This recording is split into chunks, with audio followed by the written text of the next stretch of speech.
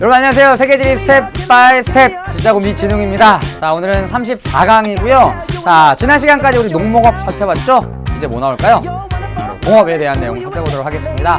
자, 일단 지난 시간에 배웠던 내용 간단하게 정리해보죠. 자, 지난 시간은 우리 세계 농목업 두 번째 시간이었고요. 세계의 주요 식량 작물 세 가지 뭐였죠? 네, 쌀, 밀, 옥수수 세 가지 얘기해봤습니다. 자, 먼저 쌀부터 정리해볼까요? 자, 쌀이 많이 재배되는 지역은 이 바람에 영향을 받는 지역입니다. 바로 계절풍에 영향을 받고요. 자, 사람들의 노동력을 이용해서 재배하기 때문에 노동 생산성이 높고요. 노동 집약적으로 재배되는 경우가 많다 그랬죠. 그리고 똑같은 면적의 토지에서 더 많은 사람들을 먹여 살릴 수 있어요.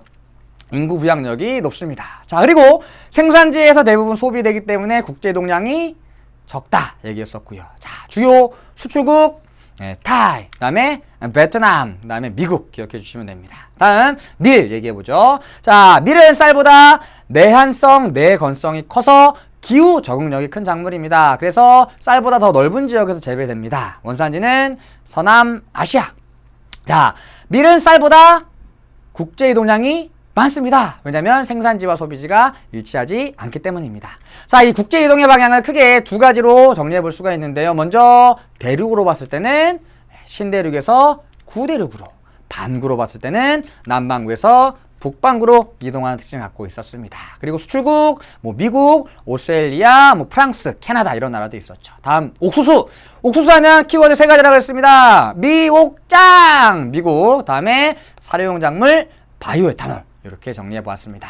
자, 그리고 지난 시간에 우리 쌀과 밀 비교해 봤고요. 쌀, 밀, 옥수수 세 가지도 비교해 봤죠. 우리 요 비교한 내용들 정리한 표도 잘 기억해 두시기 바랍니다. 자, 여기까지 우리 세계 농농업 살펴봤습니다. 자, 그럼 34강 우리 오프닝 코너 끌림부터 출발해 보도록 할게요. 자, 오늘의 끌림은요, 바로 이탈리아로 가보도록 하겠습니다. 자, 이탈리아 하면 여러분들 생각나는 건축물들이 굉장히 많을 겁니다. 콜로세움도 있고요. 다양한 성당들도 있고요. 우리 지난번에 살펴봤던 비잔틴 시국 같은 곳들도 있고요. 자, 그 중에 요런 데가 하나 있죠. 요런 데. 예, 피사의 사탑으로 유명한 곳입니다. 바로 오늘은 이탈리아의 피사라고 하는 곳 소개해 드릴게요. 자, 세계에는 셀 수 없을 정도로 많은 광장들이 있습니다. 자, 이탈리아 아르노 강변에 위치한 피사의 두오모 광장처럼 다양한 양식을 가진 종교 건축물들이 한 곳에 모여있는 곳은 어디에도 없습니다. 자, 불가사의한 건축물 가운데 하나인 피사의 사탑을 비롯하여 중세 건축의 상징이 된 두오모, 로마네스크 양식과 고딕 양식이 어우러진 세례당 등 다양한 건축물들이 자리 잡고 있습니다. 두오모 광장의 중심에는 피사 두오모가 우뚝 서 있습니다. 두오모는 이탈리아어로 대성당을 의미합니다. 중세의 대표적인 건축 양식인 로마네스크 양식으로 지어진 두오모의 바닥은 십자가 모양이고요. 십자가가 만나는 교차점에는 커다란 둥근 천장이 설치되어 있습니다. 눈부시도록 아름다운 모자이크 작품과 우아한 조각이 장식된 아치 구조를 갖추고 있는 피사 두오모의 정면은 이 광장에서 가장 아름다운 부분으로 손꼽히기도 합니다. 자, 그래도 피사하면 가장 먼저 떠오르는 것은 당장이라도 쓰러질 것 같은 사탑입니다. 이 탑은 원래 대성당에 종을 달기 위하여 만들어진 부속 건물인데 지반이 약한 남쪽 부분이 내려앉으면서 기울어지기 시작했습니다. 탑이 기울어지면서 최대 100m 이상으로 계획되었던 피사의 사탑은 55m로 건설되게 되었습니다. 탑은 기울어졌지만 그 특이한 형태로 인해 피사의 사탑은 완성되자마자 많은 사람들의 관심을 끌기 시작했습니다. 하지만 그 이후로도 탑은 계속 기울어져 현재는 약 5.5도 정도 기울어져 있는데 여러 차례의 보수공사로 현재는 기울어짐이 멈춘 상태입니다. 이탈리아 정부는 탑의 훼손을 우려해 하루 출입 인원을 제한하고 있기 때문에 사탑 안으로 들어가기 위해서는 미리 예약을 하고 반드시 가이드를 따라 이동해야 합니다. 자, 또한 피사의 사탑은 기울어진 형태와 함께 과학자 갈릴레이가 낙타 운동의 법칙과 진자의 법칙을 발견한 곳으로도 유명합니다. 광장 서쪽에는 두오모와 사탑을 바라보고 있는 세례당이 있습니다. 이 세례당은 유럽에 세워진 종교 건축물 가운데 음향 효과가 가장 뛰어난 곳으로 알려져 있습니다. 그래서 세례당을 방문한 사람들은 마치 음향 효과를 확인이라도 하듯 손뼉을 쳐보거나 헛기침을 해보곤 한답니다. 세례당은 전형적인 로마네스크 양식과 고딕 양식 두 양식이 절묘한 조화를 이루고 있는 건축물로도 유명합니다. 자, 오늘은 피사 두오모, 그리고 피사의 사탑, 그리고 세례당이 있는 두오모 광장이라는 곳에 대해 소개해드렸습니다. 바로 피사라는 곳에 있죠.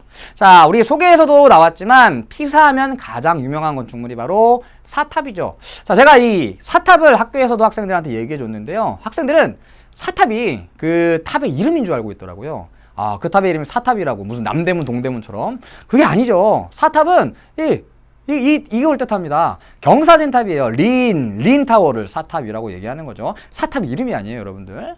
자, 어쨌든 이탈리아에 수많은 아름다운 건축물들이 있습니다. 제가 지난번에 바티칸 시국 준비했을 때도 와, 진짜 막 너무 가고 싶다 했는데요. 이 피사도 정말 가보고 싶은 곳 중에 하나입니다. 두모 광장, 꼭 한번 가보고 싶습니다. 자, 오늘 피사의 두모 광장 여기까지 소개 마치도록 하고요. 자, 본격적으로 34강 34로 들어가 보도록 하겠습니다. 자, 오늘은 공업과 관련된 내용 살펴볼 건데요. 먼저 공업이란 어떤 것을 의미하는지, 그리고 공업이 어디에 입지하는지, 대체 왜 거기에 입지하는지, 그리고 세계 여러 지역의 공업지역 중에 오늘은 유럽의 공업지역까지 살펴보도록 할게요. 자, 그럼 공업의 의미부터 출발해 보도록 하죠. 갑시다. 자, 첫 번째 살펴볼 내용은 공업의 의미와 입지입니다.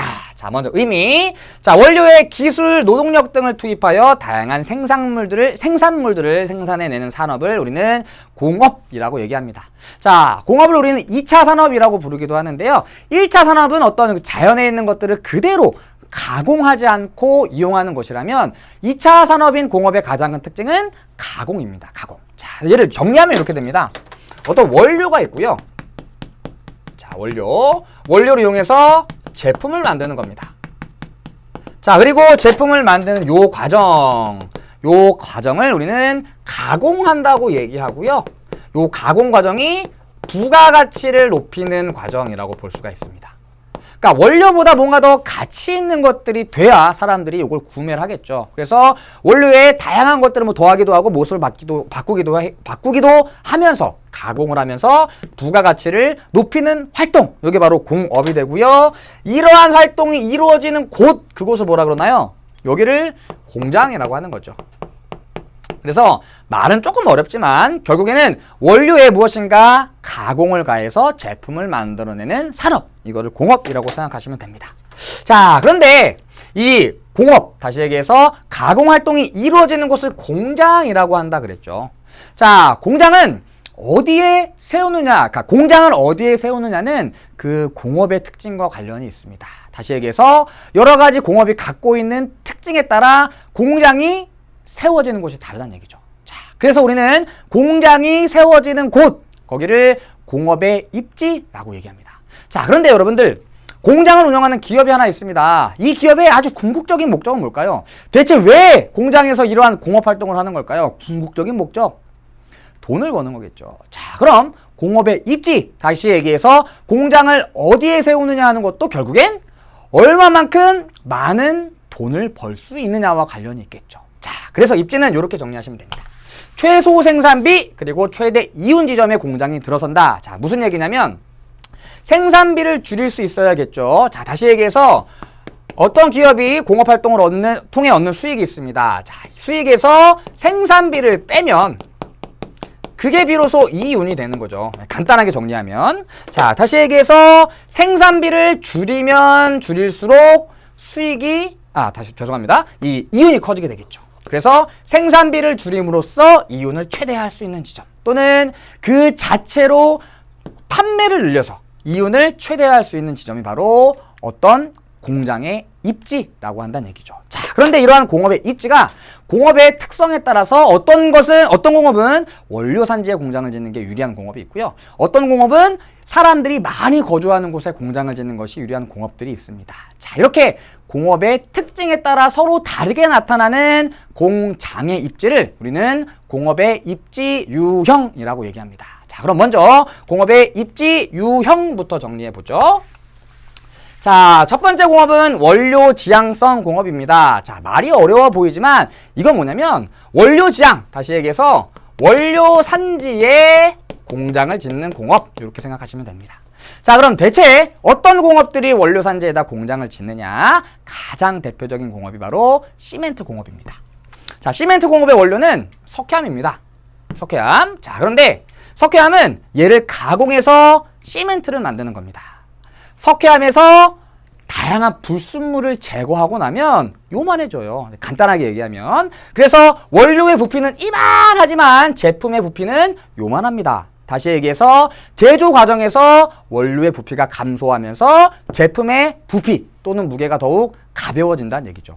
자, 그럼 얘나 얘 둘 중에 하나를 운반해야 되는데요. 무거운 걸 운반하는 게 좋을까요? 아니면 가벼운 걸 운반하는 게 좋을까요? 당연히 가벼운 걸 운반하는 게 좋겠죠. 자, 그럼 이렇게 되는 겁니다.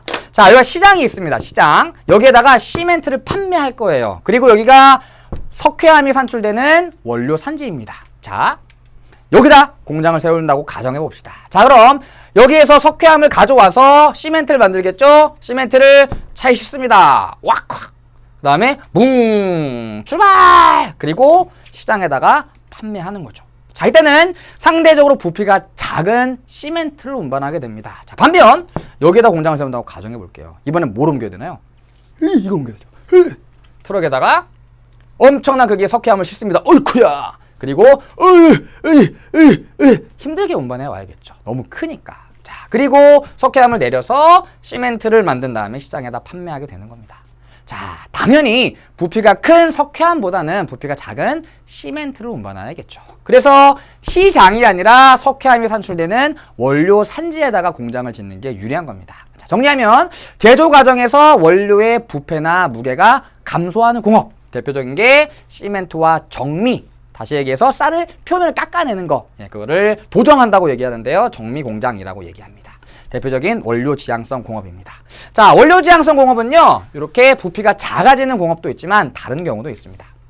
자, 선생님이 좋아하는 것 중에 하나가 복숭아, 바로 황도 통조림인데요. 여기 복숭아 산지가 있습니다. 복숭아를 이용해서 황도 통조림을 만들려고 그럽니다. 그 달콤한 맛, 엄청나죠? 국물.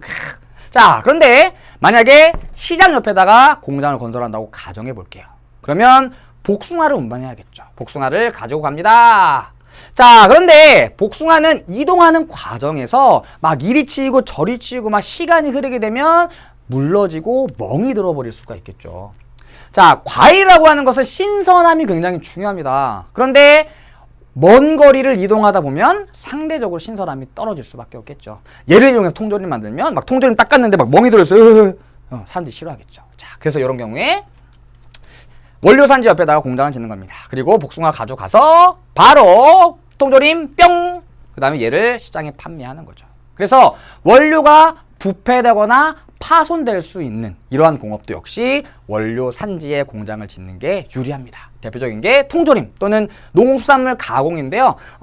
예를 들면 뭐 저기 울릉도 하면 유명한 거 오징어 있죠? 오징어, 마른 오징어 많이 판매합니다. 오징어 말리는 거 그런 것도 농수산물 가공이 되겠죠. 원료 지향성 공업입니다. 자, 그래서 원료 산지에 공장을 짓는 것이 유리한 원료 지향성 공업 살펴봤고요. 자, 반면 시장에 공장을 건설하는 것이 유리한 공업도 있겠죠. 두 번째는 시장 지향성 공업입니다. 그래서 시장에 공장을 짓는다, 이런 얘기입니다. 자, 먼저 시장 지향형 공업의 가장 대표적인 공업은 바로 이겁니다. 음료.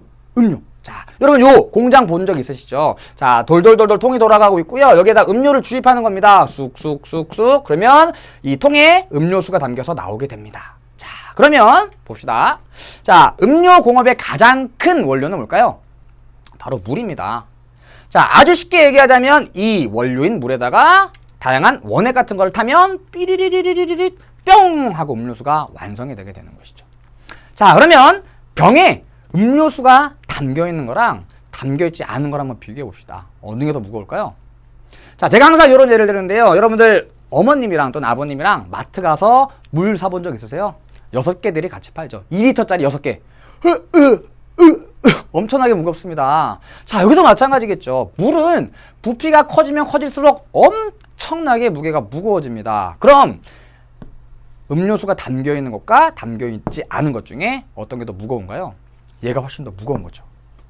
이번엔 뭘 운반해야 될까요? 얘를 운반하는 게 좋겠죠. 자, 그러면 이렇게 되는 겁니다. 자, 먼저 원료 산지에다가 공장을 만들어 볼게요. 병을 가져와서 음료수를 만든 다음에 무거운 음료수를 운반하는 경우와, 반면 시장 근처에다 공장을 지으면 여기까지 병을 갖고 오거나 또는 공장에서 병을 직접 생산해낼 수도 있겠죠. 여기에서 음료수를 만들어서 시장으로 판매하는 겁니다. 당연히 무거운 음료수를 최대한 덜 운반해야지 운송비가 적게 들겠죠. 그런 경우에 시장 근처에 공장이 입지하게 되는 것입니다. 자, 어떤 공업들이 있냐면 음료, 그다음에 가구 있습니다. 자, 가구 대표적으로 가구 같은 경우에는요, 부품이 있고요, 걔를 조립해 가지고 가구를 만들어냅니다. 자, 부품을 쌓아두었을 때는 부피가 요만한데 조립하면 커지는 거죠. 자, 원료 지향용원과는 반대로 제조 과정에서 제품의 부피와 무게가 증가하는 경우, 이런 경우는 시장에 공장을 건설하는 것이 유리하다, 이런 얘기입니다. 다음 두 번째 보죠. 자, 두 번째는 소비자와 잦은 접촉이 필요한 공업인데요, 여기 시장이 있습니다. 자, 그리고 선생님이 패션 디자이너예요. 과거에 선생님 초등학교 때 패션 디자이너 막 꿈꾸기도 했었거든요. 한 번씩 꿈꿔본 적 있지 않으세요? 막 연습장에다가 바지 그리고 막. 자, 패션 산업, 다시 얘기해서 디자인하는 공장, 어디에 있어야 유리할까요? 자, 시장이 여기 있는데요, 여기 지가가 너무 비싸서 저기 산꼭대기에다 공장을 지었어요. 자, 공장에 나와서 야, 요새 유행하는 게 뭔지 한번 볼까? 저기 원빈이 청자켓과 청바지를 입고 갑니다. 오, 청청 패션에서 완전 유행하나 보다. 좋아, 제작해내자. 다음에 저기 밭에 갔더니 어떤 아줌마들이 하와이안 티셔츠와 셔츠와 몸빼바지를 입고 일하시고 있어요. 야, 이게 최신 유행인가 보다. 열심히 막 몸빼바지 막 찍어내는 거죠. 야, 최신 트렌드 몸빼바지, 꽃무늬 플라워. 안 팔리겠죠. 자, 이러한 패션 산업 같은 경우에는 소비자와 잦은 접촉을 하면서 최신 트렌드를 빨리 캐치하고 또 많은 정보를 얻어내야 됩니다. 그래서 시장과 가까울수록 유리합니다. 여러분들 동대문 시장, 동대문 역사종합공원 최근에 옷 사러 많이 가시죠. 자, 여기는 옷을 판매하는 곳으로도 유명합니다. 그런데 옷을 직접 만드는 곳도 굉장히 많아요. 그러니까 옷을 판매하는데 바로 옆에서 옷을 바로 만들어 가지고 판매하는 거죠. 빨리빨리 소비자들의 요구를 흡수하기 위해서. 그래서 소비자와 잦은 접촉이 필요한 패션 또는 인쇄 같은 것도 대표적인 시장 지향성 공업이라고 생각하면 됩니다. 자, 인쇄는요, 요거 생각하시면 돼요. 여러분들 명함, 다음에 뭐 여러분들 전단지 같은 거 있죠. 저기 강원도 막 두메 산골에서, 죄송합니다, 그 강원도 높은 산지에서 막 전단지 같은 거 찍어내서 막 서울에서 이거를 막 돌릴 수는 없겠죠. 당연히 시장 근처에 입지해야 됩니다. 그래서 두 개 기억해 두시면 됩니다. 패션과 인쇄. 자, 그래서 원료 산지에 공장을 짓는 것이 유리한 원료 지향성 공업. 다음에 시장에 공장을 짓는 것이 유리한 시장 지향성 공업까지 살펴봤고요. 세 번째 봅시다.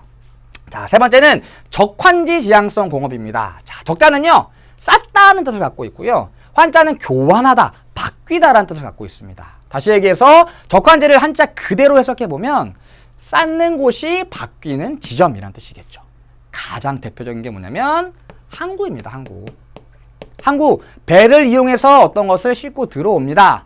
육지로 오면 뭐 기차든 차든 물건을 옮겨 실어야겠죠. 배에 쌓았다가 기차에 쌓았다가 쌓는 곳이 바뀌게 되는 겁니다. 이런 공업이 대표적인 적환지 지향성 공업이라고 부를 수가 있습니다. 자, 이런 적환지 지향성 공업에 가장 대표적인 것들은 어떤 것들이 있냐면요, 해외에서 많은 양의 원료를 수입해 오는 경우가 있습니다. 그런 경우는 당연히 항구에다 공장을 짓는 것이 유리하겠죠. 자, 봅시다. 자, 해외에서 철광석을 수입해 옵니다. 자, 철광석이 산출되는 나라와 철광석을 이용해서 철강 제품을 만들어내는 나라는 조금 다르거든요. 그러니까 대부분 철강 공업이 발달한 나라들은 철광석을 거의 수입하는 경우가 많습니다. 대표적인 나라 우리나라죠. 우리나라 철광석 거의 산출되지 않습니다. 다른 나라에서 수입해 오죠. 이와 같이 많은 양의 철광석을 수입해 옵니다. 자, 공장을 여기다 지었어요. 그러면 차에다가 철광석을 텅 삼각김밥 같네요. 그 다음에 옮겨야겠죠. 다시 또 야, 다 왔다 내리자. 텅 해야겠죠. 자, 올리고 내리는데 많은 힘이 소모되고요, 많은 비용이 추가됩니다. 반면 공장을 여기다 짓는다면 바로 내려서 철 만들면 되겠죠. 여러분들 이사할 때 한번 생각해 보세요. 이사할 때 가장 힘든 과정이 뭔가요? 차를 타고 달리는 과정인가요? 이건 하나도 안 힘들죠. 올리고 내리고 싣고 내리고 하는 과정이 가장 힘듭니다. 그래서 해외에서 원료를 수입하는 이런 공업의 경우에는 항구에, 다시 얘기해서 쌓는 곳이 바뀌는 지점에 공장을 건설하면 이 올리고 내리는 하역비를 줄일 수 있다는 장점이 있겠죠. 적환지 지향성 공업이고요. 대표적인 게 제철, 그 다음에 정유. 이 석유는 굉장히 편재성이 높은 자원이기 때문에 정유산업 또는 석유화학공업이 발달한 이런 나라들은 대부분 석유를 수입하는 경우가 많아요. 역시 한국 적환지에 공장이 입지하는 경우가 많이 있습니다. 자, 세 번째 적환지 지향형까지 살펴봤고요. 네 번째 봅시다. 사진 몇 개 보죠. 자, 이거 우리나라 이제 광양제철소의 모습인데요. 바닷가에 위치하고 있음을 알 수 있죠. 적환지인 항구에 입지하고 있다. 다음에 네 번째 집적 지향성 공업입니다. 자, 집적. 자, 모일 집자를 씁니다. 한 곳에 집합해 있다. 한 곳에 모여 있다. 다시 얘기해서 여러 공장들이 한 곳에 모여 있는 것이 유리한 공업들이 있어요. 그런 공업을 집적 지향성 공업이라고 얘기합니다. 자, 집적 지향성 공업은요, 크게 두 가지 종류로 분류해 볼 수가 있는데요. 첫 번째는 이와 같은 자동차 산업입니다. 자, 자동차에는 정말 많은 양의 부품이 들어갑니다. 그리고 얘를 조립해가지고 자동차를 만들어내는 것이죠. 자, 그런데 여기 자동차 조립하는 공장이 있어요. 자, 엔진은 저기서, 여기서. 그 다음에 타이어는 여기서. 그 다음에 시트는 여기서. 그 다음에 이 사이드 미러는 여기서. 그 다음에 핸들은 여기서. 머플러는 저기서 만든다면 이 모든 부품들을 공장까지 운반을 해와야겠죠. 많은 양의 운송비가 소요됩니다. 그럼 운송비를 줄이려면 어떻게 될까요? 공장들이 조립공장 주변에 위치하면 되겠죠. 다시 집적하면 되겠죠. 집적, 한 곳에 모여 있으면 됩니다. 자, 그래서 첫 번째 자동차 공업과 같은 조립형 공업, 이런 공업들은 한 곳에 공장이 모여 있는 것이 유리합니다. 부품 공장과 조립 공장이 모여 있어야 운송비를 줄일 수 있다는 것이죠. 자, 반면 이런 것도 있습니다. 사진 역시 보죠. 자, 이게 이제 자동차 공장의 모습이에요. 자, 이 컨테이너 벨트인데요. 자동차는 그냥 계속해서 이동을 합니다. 이동을 하고요. 이 각 단계마다 타이어 끼고요. 창문 끼고요. 저기 사이드 미러 끼고요. 헤드라이트 끼고 계속해서 부품을 조립해 오면서 마지막 단계에 다다르면 하나의 차가 완성되는 것이죠. 자, 각 단계에 들어간 이 부품들을 생산하는 공장들이 조립 공장 주변에 있어야 된다는 것이죠. 자, 이건 이제 자동차 공장의 모습인데요. 완전히 기계화가 이루어진 공장입니다. 이 많은 공장들이 이런 건 아니고요. 이러한 부품 조립 과정을 사람들이 하는 경우도 많아요. 하루 종일 이제 바퀴만 끼우시고 또 헤드라이트만 끼우시고 이런 분들이 굉장히 많이 있습니다. 부품을 조립하는 경우가 되는 것이죠. 자, 그래서 직접 지향성 공업, 조립형 공업이 있고요. 또 이런 경우가 있습니다. 자, 얘는 석유화학 산업인데요. 자, 우리 원유, 다시 얘기해서 석유를 이용해서 굉장히 다양한 것들을 만들어냅니다. 석유로 만든 거죠. 다음에 플라스틱, 고무, 아스팔트, 여러분들 쓰시는 화장품, 그 다음에 약, 석유로 엄청나게 많은 것들을 만들어내거든요. 그래서 어려운 그림인데요. 자, 쉽게 얘기하면 이런 겁니다. 원유를 이용해서 다양한 기초 원료를 만들고요. 다시 얘를 이용해서 가공을 해서 이러한 제품을 만들어낸다는 것입니다. 다시 얘기해서 얘네들 최종 제품을 만들어내는 공장들은 당연히 석유화학 공장 주변에 있어야 유리하다는 얘기겠죠. 자, 이런 공업들을 우리는 계열화된 공업이라고 얘기하거든요.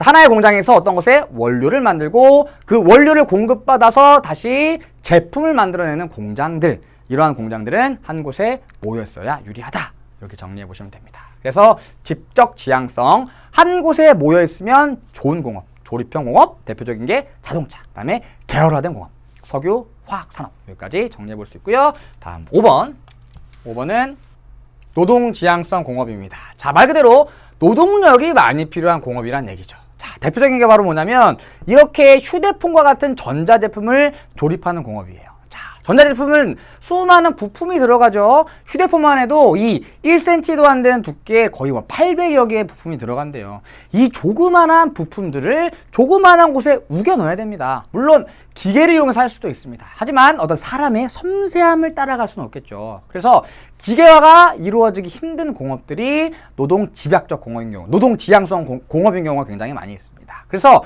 이렇게 많은 부품들을 조립하는 전자 조립의 경우 사람이 필요한 거죠.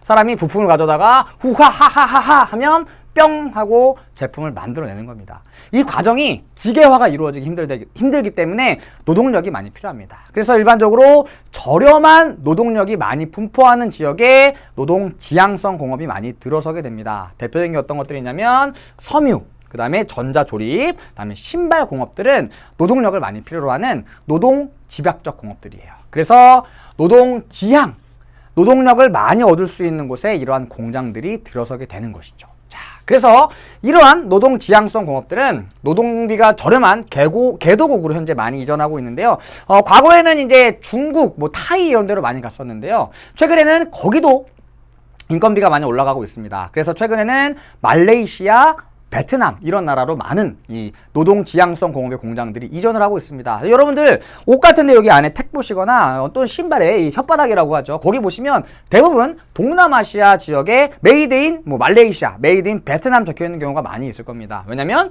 신발도 대표적인 노동 지향성 공업이고 그래서 저렴한 노동력을 얻을 수 있는 개도구로 공장이 많이 이전하고 있기 때문입니다. 사진 볼까요? 자, 엄청나죠? 예. 베트남의 신발 공장의 모습입니다. 예, 이 분홍색으로 보이는 이 작업장 옆에 사람들이 다 앉아 있습니다. 그리고 중국의 휴대폰 공장입니다.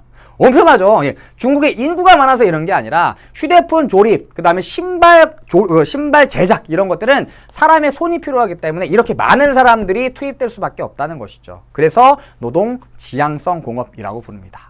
자, 그리고 저렴한 노동비를 얻을 수 있는 나라들이 계속해서 변화하고 있기 때문에 이렇게 어떤 기업의 입지가 계속해서 변화하고 있어요. 자, 무슨 얘기냐면 1번 어떤 신발 회사의 공업 입지 변화의 모습이에요. 자, 1962년에 미국에서 창업하였대요. 그리고 생산 공장은 모두 외국에 있대요. 자, 그런데 1960년대에는 일본에 입지했대요. 그 당시에는 일본이 노동력이 저렴했거든요. 자, 그런데 일본의 노동비가 상승하면서 우리나라와 타이완 등으로 생산 공장을 이전했고요. 그리고 다시 1980년대에는 얘네들의 인건비가 올라가면서 다시 중국으로 이동했고요. 그리고 또다시 1990년대에는 중국의 인건비가 올라가면서 또다시 타이, 베트남, 인도네시아로 이전했던 것이죠.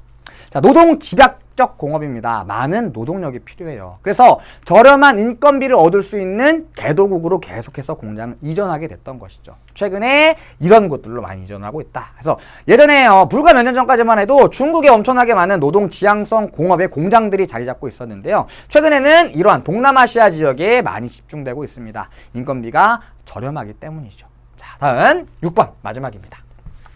자, 마지막 입지 자유형. 예, 말 그대로 자유로운 겁니다. 어디에 들어서 상관없어요. 운송비 문제될 거 없습니다. 노동비 문제될 거 없습니다. 자유로운 곳에 공장을 짓는 공업입니다. 왜? 돈을 많이 버는 경우가 많이 있습니다. 자, 어떤 것이냐면 기술 집약적으로, 자본 집약적으로 제품을 생산하는 첨단 산업입니다. 많은 기술이 투여되고요. 그 다음에 많은 자본이 들어갑니다. 부피는 굉장히 작아도 값은 되게 비싸요. 대표적인 게 바로 반도체입니다. 자, 50원짜리예요. 반도체입니다. 엄청나게 작죠. 이건 최근에 어떤 기업에서 개발한 이 안에 렌즈에 들어가는 반도체라고 합니다. 이만한 크기예요.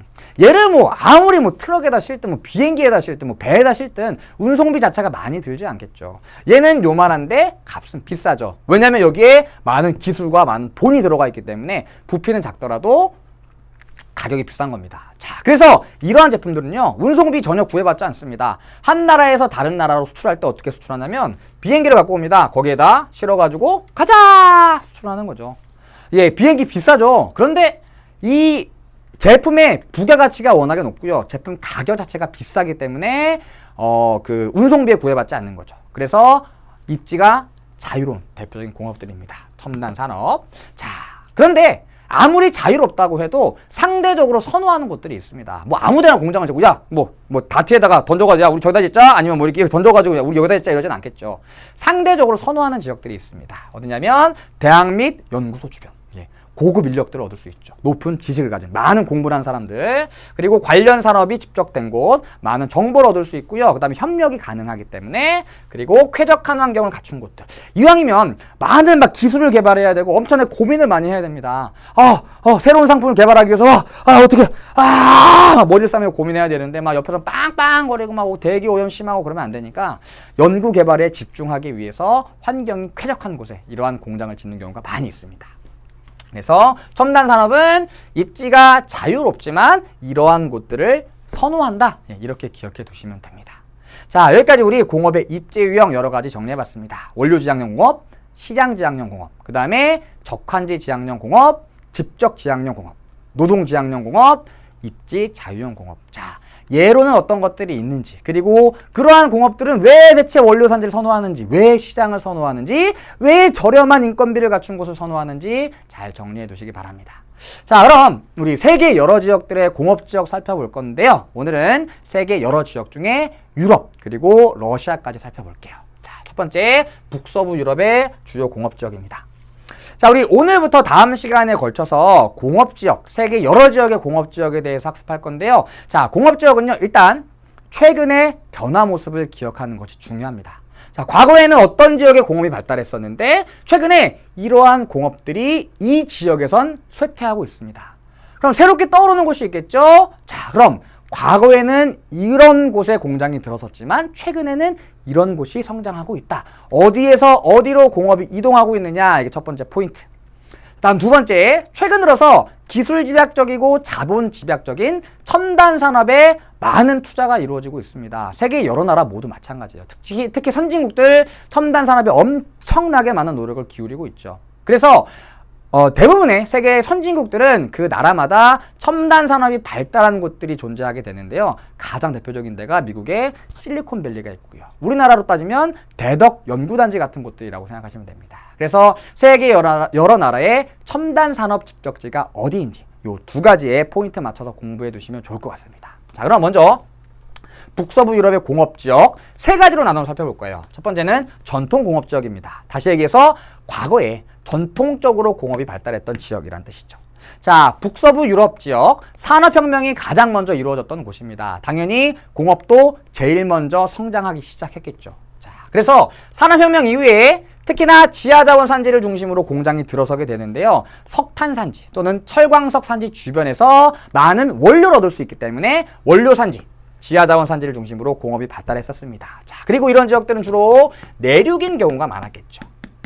내륙. 자, 그럼 대표적인 지역들이 어디냐? 영국의 랭커셔, 요크셔, 독일의 루르, 자르 이런 곳들이 있습니다. 말이 되게 어렵죠. 자, 이런 공업지역들 하나하나 이름 외우실 필요는 없고요. 이 지역들의 공통점만 알아두시면 됩니다. 공통점? 요거죠, 요거. 내륙 지역에 위치하고 있다. 그럼 왜 여기에 위치하고 있느냐? 지하자원이 풍부하기 때문에, 원료가 풍부하기 때문에 이렇게 특징들만 정리해 두시면 됩니다. 자, 그런데 얘는 말 그대로 전통이래요. 그렇다는 얘기는 최근 들어서는 뭔가 조금 얘가 쇠퇴하고 있다는 얘기겠죠. 자, 그럼 얘는 최근 들어서 어떤 변화를 보이고 있느냐? 자원이 고갈되고 있습니다. 왜냐면 아주 오랜 기간 여기에서 자원을 캐내가지고 공장을 운영을 했죠. 당연히 많은 양의 자원을 썼을 테니 이제는 자원이 별로 없을 겁니다. 그렇다고 공장을 문 닫을 수는 없고 어떡하지? 원료를 수입해야겠죠. 자, 그럼 내륙 지역에 위치하면 원료 수입하기가 힘들기 때문에 공장의 입지를 해안 지역으로 이동시키고 있는 겁니다. 그래서 최근에는 어쨌든 자원이 고갈되고 있고요. 그 다음에 공장이 오래되니까 시설이 노후화되었어요. 그러다 보니까 최근에는 쇠퇴하고 있고 이전하고 있다. 자, 그럼 과거의 전통 공업지역이 쇠퇴하면서 새롭게 떠오르고 있는 지역은 어디냐? 걔가 바로 신흥공업지역이 되는 것이죠.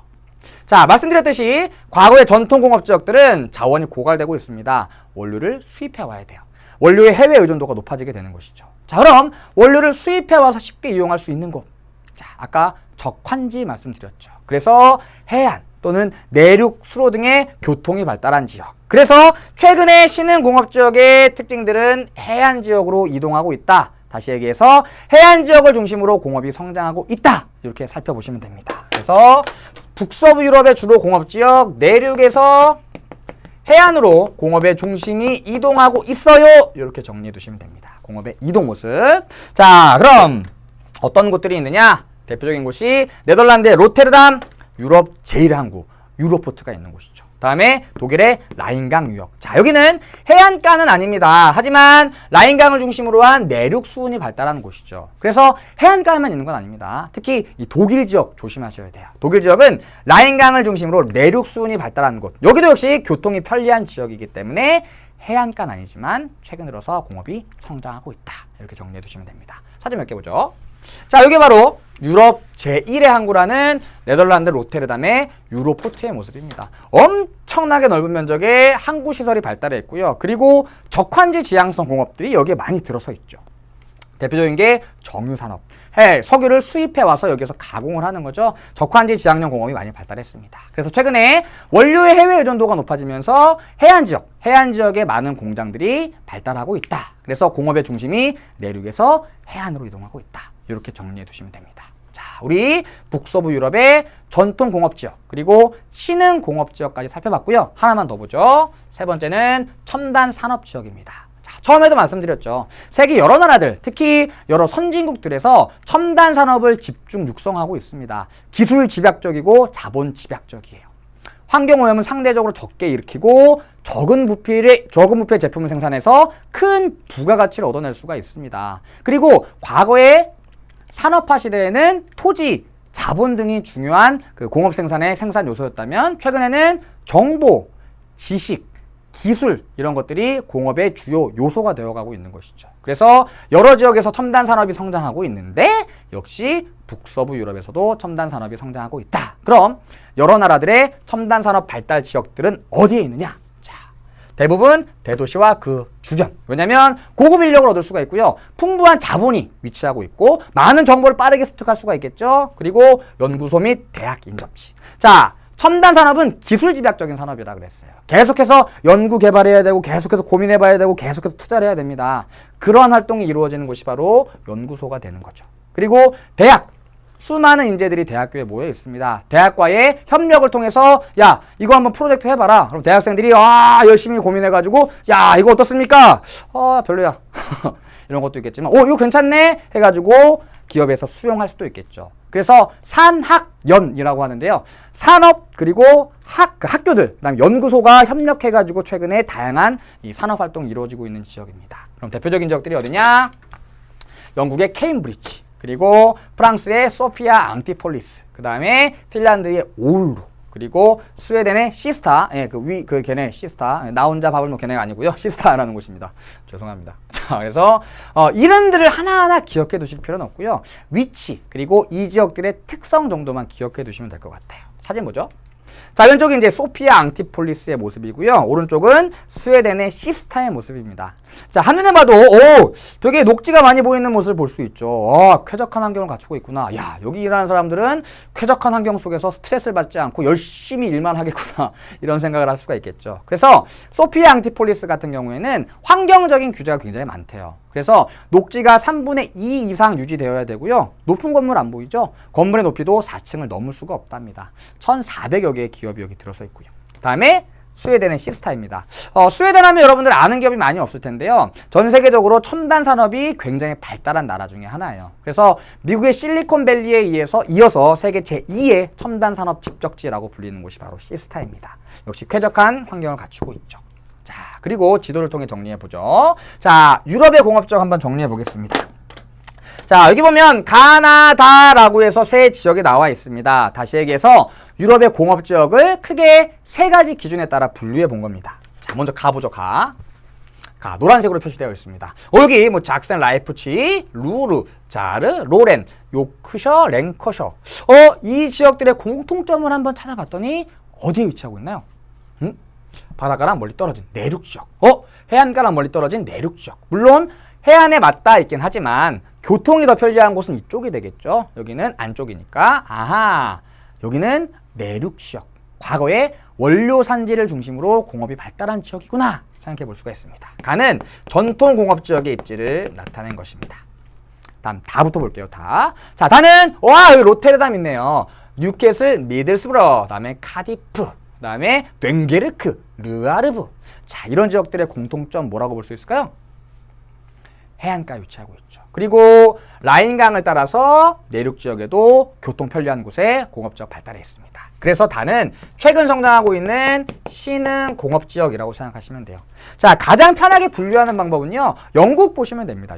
영국의 내륙 지역에 요크셔, 랭크셔 있고요. 해안가에 뉴캐슬, 미들스브러, 카디프와 같은 신흥 공업지대가 성장하고 있습니다.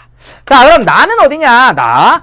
슈투트가르트, 미넨, 리옹, 베네치아 이런 지역들에 발달해 있고요. 친절하게 여기 케임브리지 사이언스 파크, 다음 실리콘 글렌, 다음에 스웨덴의 오슬로 주변, 다음에 소피아 앙티폴리스, 제3 이탈리아. 자, 이런 지역들은 어디냐면 최근 첨단 산업이 성장하고 있는 곳들입니다. 첨단 산업 집적지. 제3 이탈리아의 패션 산업을 중심으로 다양한 첨단 산업, 기술 집약적이고 자본 집약적인 산업들이 기술 집약적이고 지식 집약적인 산업들이 발달한 지역이에요. 그래서 이탈리아 하면은 패션 산업 되게 유명하죠. 그러한 것들도 굉장히 지식 기반적이고 정보 집약적인 산업을 변해가고 있습니다. 역시 첨단 산업 집적지들 기억해 두시면 됩니다. 나는 첨단 산업 집적지들. 그리고 이 첨단 산업 집적지들만 따로 보면 이렇게 되는 거죠. 케임브리지, 뭐 시스타, 그다음에 오울루, 핀란드 이런 지역들이 첨단 산업이 발달해 있는 지역입니다. 자, 어디 하나만 딱 찍어서 여기 뭐 발달했나요? 이렇게 물어보는 문제는 잘 안 나와요. 그럼 여러분들 이걸 다 외워야 되니까 전반적인 이러한 첨단 산업 집적지들의 위치를 한눈에 그냥 특성 정도만 파악해 두시면 됩니다. 자, 여기까지 우리 북서부 유럽 정리해 봤고요. 그다음에 동부 유럽과 러시아 정리해 볼게요. 자, 동부 유럽은요, 북서부 유럽에 비해서는 상대적으로 경제적 수준이 낮은 지역이라고 볼 수가 있겠죠. 자, 그러다 보니 저렴한 인건비를 바탕으로 한 부품 공업이 많이 발달해 있습니다. 경제적 수준이 낮기 때문에 당연히 인건비가 상대적으로 저렴하겠죠.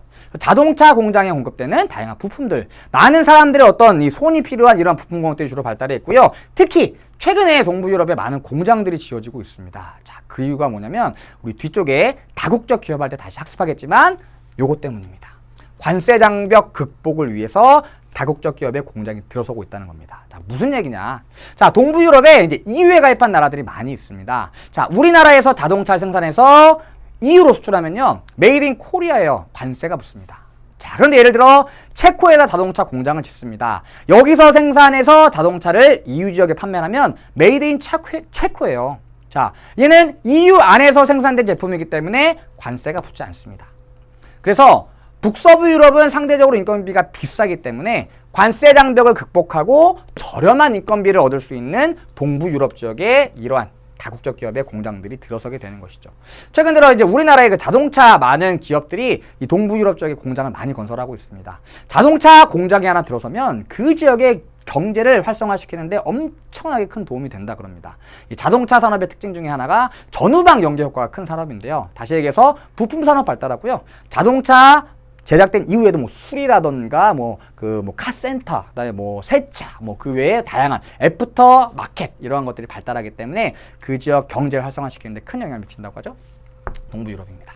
자, 다음 러시아 봅시다. 자, 러시아. 자, 러시아는요, 일단 가장 큰 특징, 국토의 면적이 넓죠. 그리고 우리 에너지 자원 할 때 살펴봤지만 지하 자원이 엄청나게 풍부한 나라예요. 자, 그런데 지하 자원은 많은데 땅이 너무 넓습니다. 여기저기 떨어져 있어요. 운송비가 많이 들겠죠. 자, 이러한 것들을 극복하기 위해서 이러한 방법을 씁니다. 원료 산지와 동력 산지를 철도 및 파이프로 연결을 합니다. 그래서 결합시키는 거죠. 그것을 콤비나트라고 부릅니다. 그래서 여러 지역에 흩어져 있는 원료 산지와 동력 산지를 다이렉트로 연결해서 그 주변에 다양한 공업들을 입지시키는 것이죠. 그래서 원료 산지와 동력 산지 그리고 다양한 교통수단이 결합했다. 그래서 콤비나트라고 부릅니다. 그리고 러시아 공업의 특징은 이거 하나만 기억해 두시면 됩니다. 중화공업 위주예요. 기계, 철강, 군수산업 이런 것들이 발달한 반면에 경공업은 상대적으로 미약합니다. 그러니까 생필품들 만드는 공장은 많이 없다는 얘기죠. 자, 그럼 러시아의 콤비나트 그림으로 한번 봅시다. 자, 이게 바로 러시아와 그 주변 국가들의 공업지역인데요. 노란색으로 표시된 것들이 바로 공업지역입니다. 그래서 철도로 공업지역들 연결해 놓았고요. 원료산지와 동력산지를 결합한 형태를 갖추고 있죠. 여기 석탄산지, 그리고 F는 철광석 산지죠. 얘를 결합시켜 놨고요. 여기도 석탄과 철광석 결합시켜 놨죠. 이런 식으로 원료산지와 동력산지를 결합시켜 놓은 콤비나트 형태이다. 여기까지 정리해 두시면 될 것 같습니다. 자, 그래서 우리 유럽의 공업지역은요, 가장 핵심적인 건 당연히 북서부 유럽입니다. 그래서 내륙에서 해안으로 이동하고 있다. 최근 어떤 지역에 첨단 산업이 성장하고 있느냐, 요거 두 가지 정도 정리해 두시면 될 것 같습니다. 자, 그럼 오늘 유럽의 공업지역 그리고 공업의 입지 유형, 오늘 학습한 내용과 관련된 문제 몇 가지 풀어볼게요. 자, 먼저 여러분 교재 204페이지의 기본 문제 1번입니다. 자, 그림은 주요 공업 입지 유형과 사례를 나타낸 것이래요. 가나에 들어갈 공업 입지 유형을 각각 쓰래요. 자, 가부터 봅시다. 생산비에서 운송비가 차지하는 비중이 큰 공업이래요. 자, 그리고 무거운 중량의 원료를 해외에서 수입해 와야 된대요. 자, 무거운 중량의 원료를 비행기를 이용해서 수입해 올 수는 없겠죠. 대부분 배를 이용해서 수입해 옵니다. 자, 그런데 공장을 내륙 지역에 지으면 운송비가 더 추가되고 하역비가 추가되기 때문에 공장을 항구에다 짓는 거죠. 자, 이러한 항구를 우리는 쌓는 곳이 바뀌는 지점, 적환지라고 부른다 그랬죠. 자, 가는 적환지 공업이 되고요. 대표적인 게 정유, 그다음에 제철 같은 것들이 있습니다. 다음 나보죠. 제조 과정에서 제품의 부피나 무게가 증가한대요. 자, 다시 얘기해서 원료랑 제품 중에 누가 더 무겁다는 얘기인가요? 얘가 더 무겁다는 얘기죠. 자, 그럼 뭘 운반해야 될까요? 가벼운 걸 운반해야 되는 거죠. 당연히 원료를 운반해 와서 제품을 만들어냅니다. 그래서 제품을 만들어내는 시장 근처에 공장이 들어서는 게 유리한 공업이 되는 것입니다. 그래서 얘는 시장 지향형 공업이 되고요. 대표적인 것은 음료, 가구, 이런 것들이 되겠죠. 그래서 적환지 지향, 시장 지향 이렇게 정리해 보시고요. 다음 문제 가보죠. 자, 다음 문제는 204페이지의 2번 문제입니다. 자, 지도에 AC 공업으로 옳은 것을 고르래요. 그래서 A, B, C 세 개 자료가 주어져 있는데요. 일단 우리 선지부터 볼게요. 자, 제시되어 있는 선지는 크게 세 가지입니다. 먼저 섬유 있죠. 그 다음에 철강, 그 다음에 자동차 있습니다. 자, 새 공업의 생산량이 많은 나라들 자료 보면서 한번 살펴봅시다. 자, 먼저 섬유부터 볼게요. 자, 섬유공업, 신발, 전자조립과 함께 노동력이 많이 필요한 노동 집약형 공업이라고 그랬습니다. 자, 그래서 저렴한 인건비를 얻을 수 있는 동남아시아 지역에서 많이 생산한다 그랬죠. 그래서 동남아시아 지역, 인도네시아, 그리고 상대적으로 인건비가 저렴한 인도, 이런 지역에서 상대적으로 비중이 높고요. 반면 미국, 일본, 그리고 대한민국, 독일 등에서 비중이 작게 나타나는 A가 바로 섬유가 되겠죠. A. 자, 다음 철강. 자, 철강은 철광석을 수입해 와서 제철, 철을 만드는 산업인데요. 자, 이러한 철강 산업이 발달한 지역들은 대부분 동부아시아 지역인 경우가 많이 있습니다. 자, 그래서 주로 대한민국, 일본, 중국에서 비중이 높게 나타나지만 미국이나 인도, 독일에서는 상대적으로 비중이 낮게 나타나는 B가 철강이 되고요. 다음 자동차, 세계적인 자동차 생산국들 미국 있죠. 일본, 우리나라, 중국, 독일 하면 자동차 짱이죠. 그래서 C가 바로 자동차가 됩니다. 정답은 섬유, 철강, 자동차니까 1번이 되겠네요. 자, 다음 문제 가봅시다. 자, 204페이지의 3번 문제입니다. 자, 다음 자료에 빈칸 기억에 들어갈 용어를 쓰래요. 자, 지도는 러시아와 주변 지역의 공업지역을 표시하는 것이래요. 우리 조금 전에 봤죠. 자, 이 지역들은 풍부한 자원과 철도 교통이 결합된 기역을 중심으로 중화공업이 발달하였대요. 이것과 이것을 결합시킨 원료 산지와 동력 산지를 결합시킨 콤비나트라고 적어주면 되겠죠. 콤비나트. 좋습니다. 어렵지 않죠? 충분히 여러분들 시험에 단답형으로 나올 만한 문제입니다. 다음 204페이지에 4번 보죠. 자, 지도에 표시된 지역의 공통적인 특징을 보기 위해서 고르래요. 오울루, 헬싱키, 시스타, 케임브리지, 소피아, 앙티폴리스. 첨단 산업이 발달한 지역들입니다. 자, 그럼 첨단 산업이 발달한 지역들의 특징 보죠. 기억, 저임금의 미숙련 노동력, 노동집약형 공업이 발달하는 지역들이고요. 부가가치가 높은 지식집약적 산업, 첨단 산업에 대한 설명이죠. 다음, 정보와 지식 공유를 위해 관련 업체들이 집적해 있다. 그래서 많은 관련 업체들이 집적해 있는 곳, 연구시설이 집적해 있는 곳, 첨단 산업의 입지 선호 지역이라고 했습니다. 여기까지 맞고요. 다음 리을, 주로 제품 수명주기가 긴 제품을 표준화된 방식으로 대량 생산한대요. 아닙니다. 짧은 제품을 생산하고요. 표준화된 방식이 아니라 유연한 방식으로 소량 생산하는 경우가 많이 있습니다. 휴대폰 계속해서 신제품도 등장하죠. 그거 생각하시면 됩니다. 정답은 니은과 디귿이 되겠네요. 자, 좋습니다. 오늘은 세계 공업지역 첫 번째 시간으로요. 공업의 입지 유형 살펴봤고요. 유럽의 공업지형 특징 살펴보았습니다. 자, 오늘 어떤 내용들 기억하시면 되는지 오늘 키워드 드릴게요. 오케이. 자, 봅시다. 자, 첫 번째, 두 번째는 입지 유형에 관련된 내용입니다. 정리해 보시고요. 다음 세 번째, 네 번째는 유럽의 공업지역 관련된 내용이죠. 마지막 다섯 번째는 러시아의 공업지역 관련된 내용입니다. 자, 빈칸 키워드 드리니까요. 키워드 중심으로 정리 한번 해보시고요. 수강호 게시판에 올려주시기 바랍니다. 자, 오늘도 고생 많으셨습니다. 다음 시간에는 세계 공업지역 두 번째 시간입니다. 오늘 학습하지 않았던 아메리카, 아시아 등의 공업지역 살펴보도록 할게요. 고생 많으셨습니다. 다음 시간에 만나요. 여러분들은 참 소중한 사람입니다. 안녕. 다음 시간에 봐요.